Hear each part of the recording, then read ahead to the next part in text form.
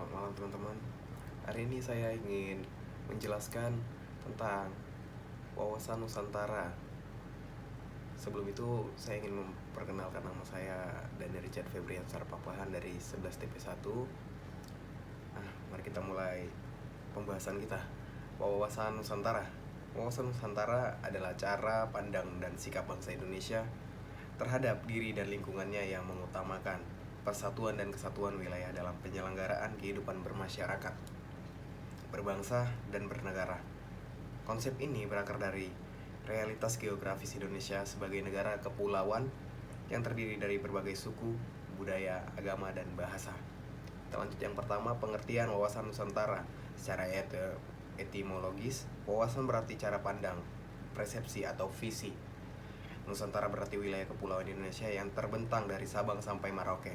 Jadi, wawasan Nusantara dapat diartikan sebagai cara pandang bangsa Indonesia terhadap kesatuan wilayah Nusantara sebagai kesatuan politik, ekonomi, sosial, budaya, dan pertahanan keamanan. Kita lanjut yang kedua, dasar hukum wawasan Nusantara.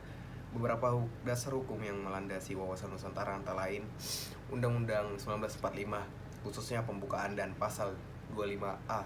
Negara Kesatuan Republik Indonesia adalah sebuah negara kepulauan yang berciri Nusantara.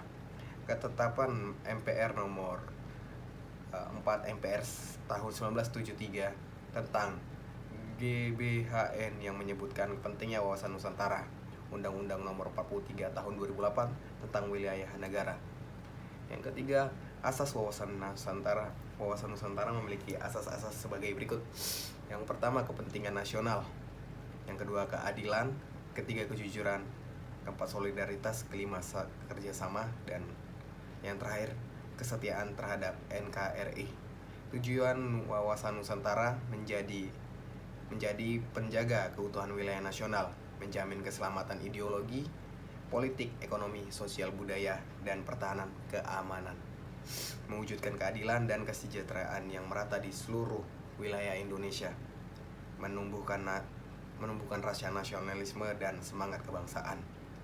Yang kelima, fungsi wawasan Nusantara sebagai wawasan nasional pedoman bagi kehidupan bangsa dan bernegara, sebagai landasan pembangunan nasional, dasar dalam perencanaan dan pelaksanaan pembangunan, sebagai konsep ketahanan nasional, menjadi bagian dari sistem pertahanan nasional. Sebagai pandangan geopolitik, Indonesia memperkuat posisi strategis Indonesia yang percaturan global.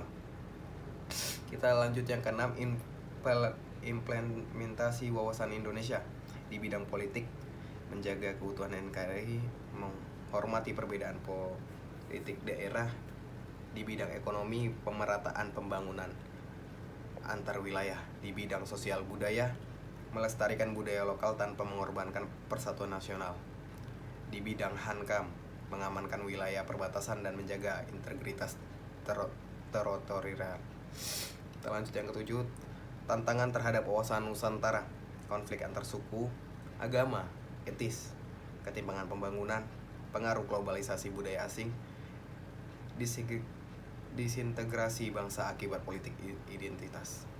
Upaya memperkuat wawasan Nusantara, meningkatkan pendidikan kebangsaan, membangun kesadaran bela negara, mendorong pemerataan pembangunan, menegakkan hukum secara adil. Jika ada yang kurang jika ada lebih dan kurangnya, saya minta maaf. Sampai jumpa.